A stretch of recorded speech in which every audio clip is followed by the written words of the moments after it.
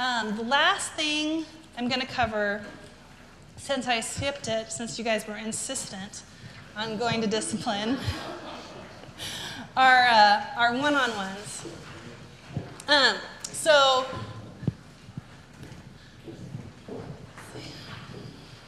Oh yeah, that was number 32, rule number 32. Everybody wants to do a good job. Okay, let me do this. I went through, okay. So, one of my favorite tools to set up for clarity and remove kind of conflict and upset in the office, and it's just perfect. It's designed perfect for this. Are weekly one-on-ones with your direct reports. So what a one-on-one is just a quick 30-minute touch base. It could be a little bit less, but I like 30 minutes. It shouldn't be more. Don't make it an hour-long meeting. But it's weekly. It's set at the same time every week. And I'll just do them all back-to-back on the same day. Just get them all over with, right? And I'll sit down and turn my computer off and just focus on them. And this is their meeting, right? For them to come and bring me whatever they want to talk to me about. And I'll usually have a topic or two that I'll have just whatever in case they don't have anything to talk about. But this is solved. These one-on-ones solve so many problems. If they have questions, I can create clarity for them. If they have complaints, I can create clarity for them, right? I hear all sorts of gossip, right? That's fun. Now and then I can I'm like, oh, that's going on here and whatever, and I can create clarity elsewhere because my number one job is about creating clarity.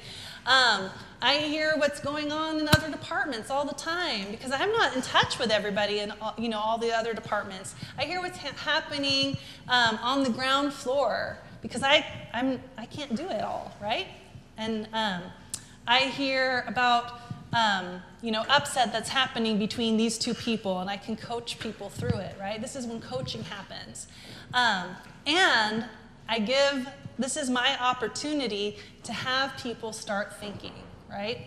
I tell them what I'm thinking about sometimes. I tell them what I'm working on. I tell them things to consider.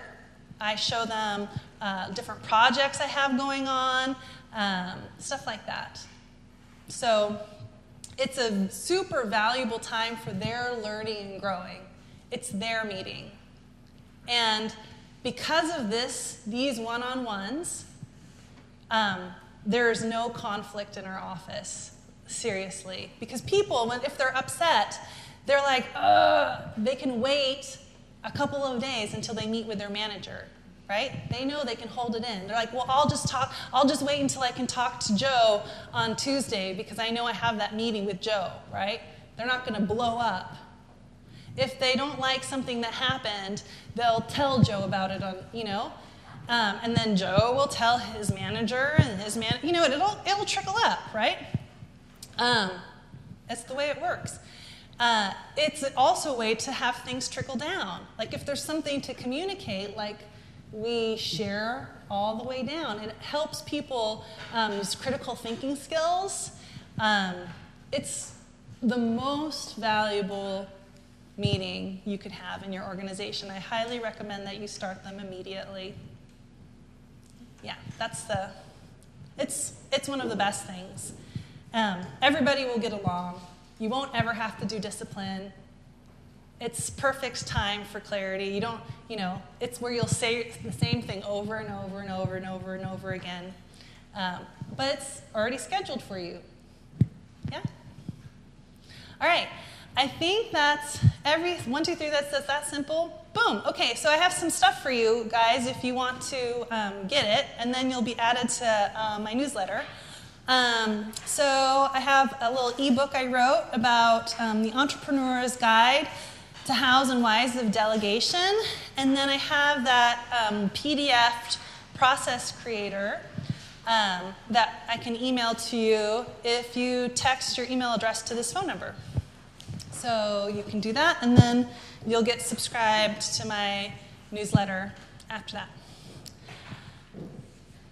And then we'll take questions.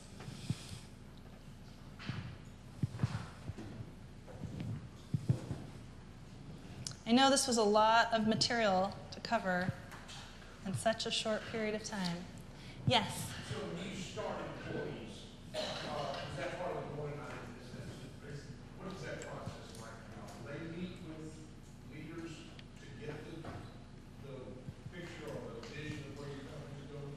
Yeah, we actually, when we start people, we try and hire people in classes. So we try and hire, we do a class a quarter, and we try and hire a group of people, at least 4 at once. And I know that sounds, it's easier for us because we're bigger, but when we were smaller,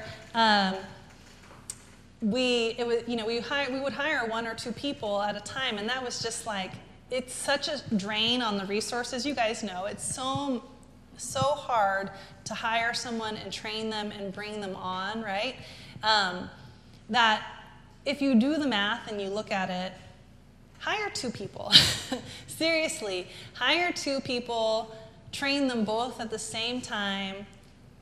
It's actually easier, and now you have 2 qualified people competing with each other, you know?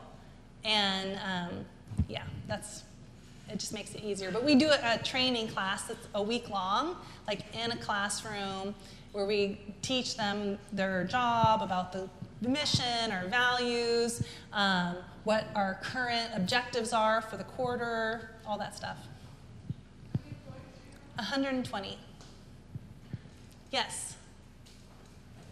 If you have friction implementing a new process, whether that's in my corporation at Salesforce.com, and I manage a group of 7 who have all not been using Salesforce for the last 5 years.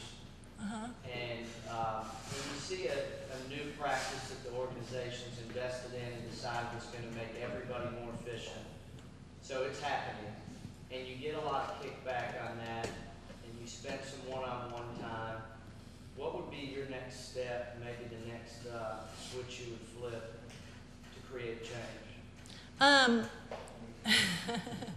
It's funny, I was telling Wayne and William at lunch that we have this weekly manager meeting with all the people managers, and whoever's leading that meeting that week has to do a training topic about being a good manager.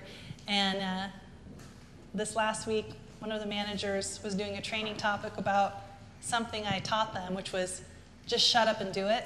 And they had a quote for me, which was, in the amount of time you spent complaining about this, you could have already had it done. But no, that's a side note. What I tell people all the time, because I get pushback all the time about new processes we're trying to implement, is let's try it for 30 days.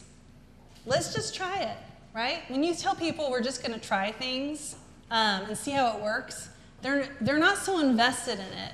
They're not like, they don't imagine the end of days, right? That's what happens. And it's actually something football coaches do all the time, which is like, let's just focus on right now, like this first immediate step in front of us. Let's just, like tackle number 75, right? That's all you have to worry about. You don't have to worry about all the other things that are happening. You don't have to worry about winning the game.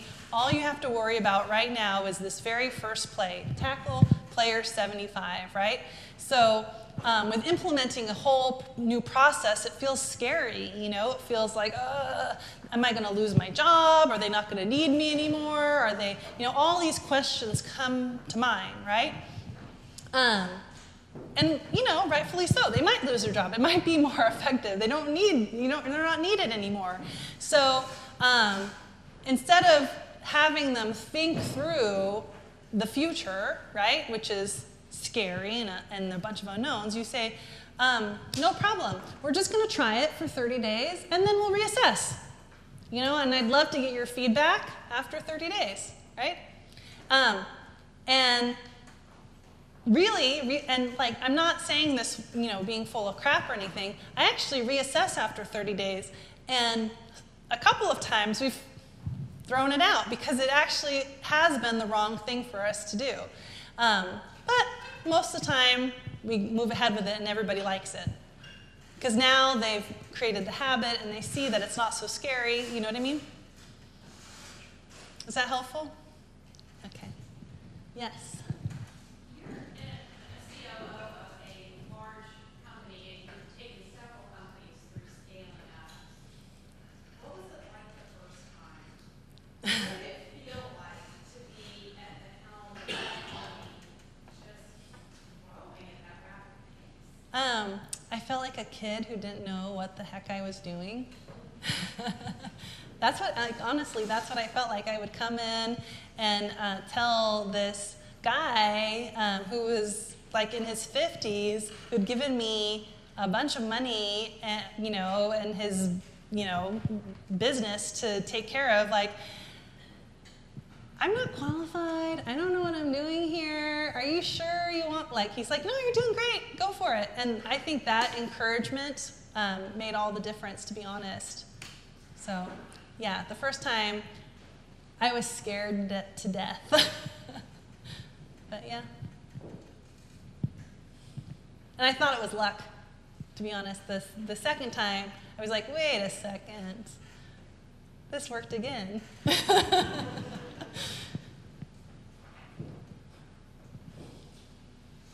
Any other questions? Yeah? Open door policy. I'm a manager of a fairly large real estate company here in town. I find myself distracted so often with agent issues that I have a hard time doing my other work. Mm-hmm. Yeah. Open door. I have an open door policy at 10:30 on Tuesdays and Thursdays. It's called office hours. Yeah. So, yeah, and anyone can come, and I have time during that time, and our CEO has them on Monday and Wednesday at 3 p.m. So we have open door policy, but no one can just walk in and stop us because, you know, our time is very valuable. Your time is really valuable. Tuesdays and Thursdays at 10:30. Yes? Do you have a personal mission statement? Me? Oh, yeah.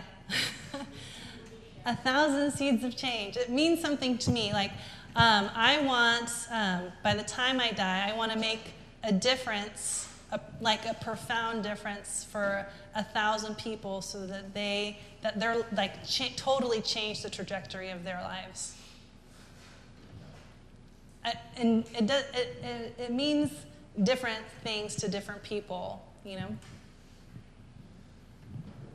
Yes? So to kind of sum it up, what would be your number one tip to entrepreneurs in the room right now? My number one tip to entrepreneurs.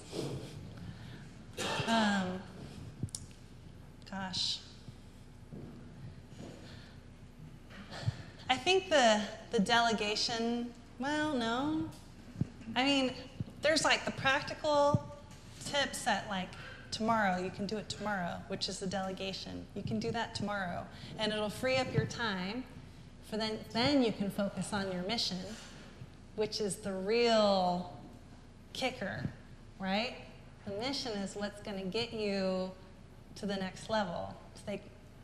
But if you don't have time to work on your mission and really craft it and really think about it and really focus on it, then you'll never get your business to the next level, right? Yeah, short term, delegate. Remember, you're worth $1,500 an hour at least.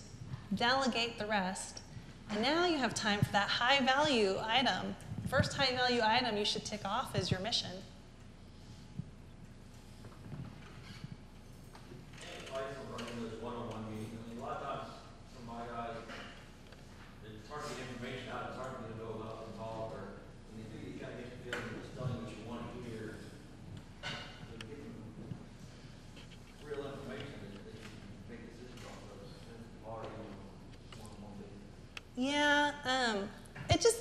think it takes time. It takes time to build rapport, and it starts, there's like a little bit of an olive branch that needs to happen first. Like I always, when I first meet with someone, the very first time, like our director of finance, she is a very dry person. And she is all business, and she was not interested in the one-on-ones at all. And she'd come in, and I'm like, oh, how was your weekend? And she's like, so, Lena, I have some, and I'm like, so, let me tell you about my weekend and what I've been doing. And she's like, just dying, waiting for me to stop talking. And like and I could just tell it was kind of so much fun for me. And finally at the end, I'm like, oh, did you have something you wanted to talk about? And then she would go through it. And finally, it wasn't that finally, but after a couple months, she gave in, and then she started engaging in the conversation, and then she started sharing about herself, and now like we have this awesome rapport, and like honestly, she's come in and like she's like, oh crap, Lena, I made the biggest mistake. Can you help me? And like that's exactly why I spent the time and made her suffer through that first couple of months, was because I want her to come to me with the big mistake, right? So we can fix it. I'd rather her not like hide it under the rug,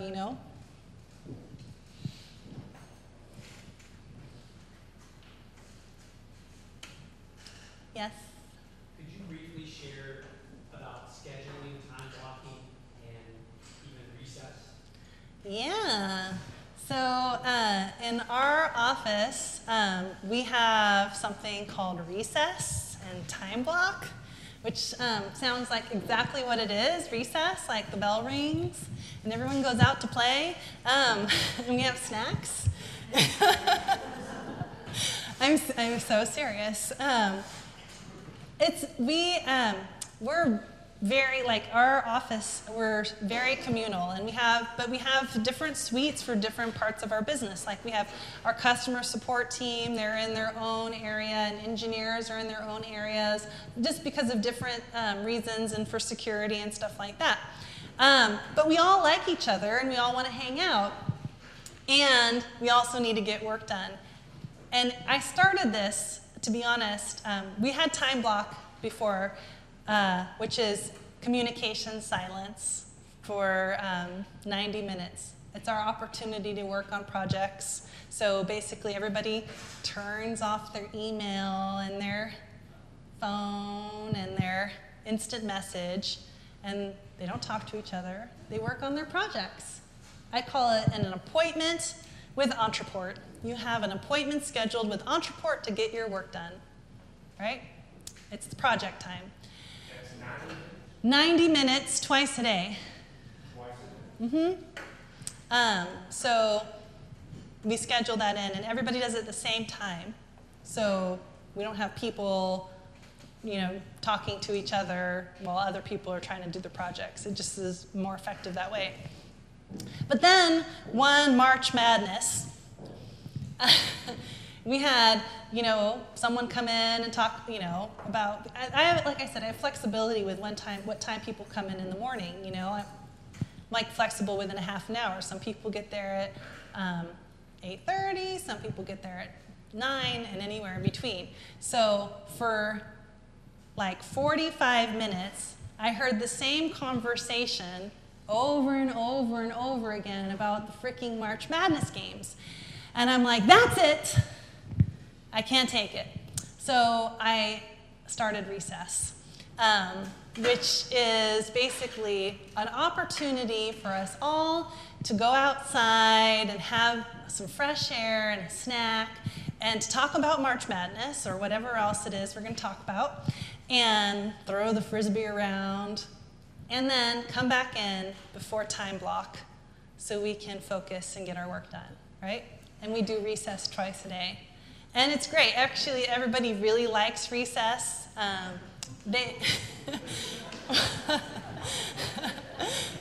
What?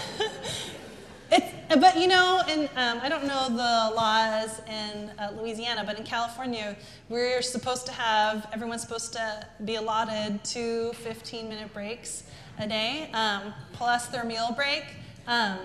So this is their 2 15-minute breaks. They actually have to be at their desk the rest of the time. Oh, so I'm a little tricky that way. Anyways, I'm not that strict, but it's actually really awesome because now it just created a closer-knit community, and people like have permission to like hang out for those 15 minutes and then they get back to work, right? Any other questions? Is that it? All right. Thanks for having me, everyone.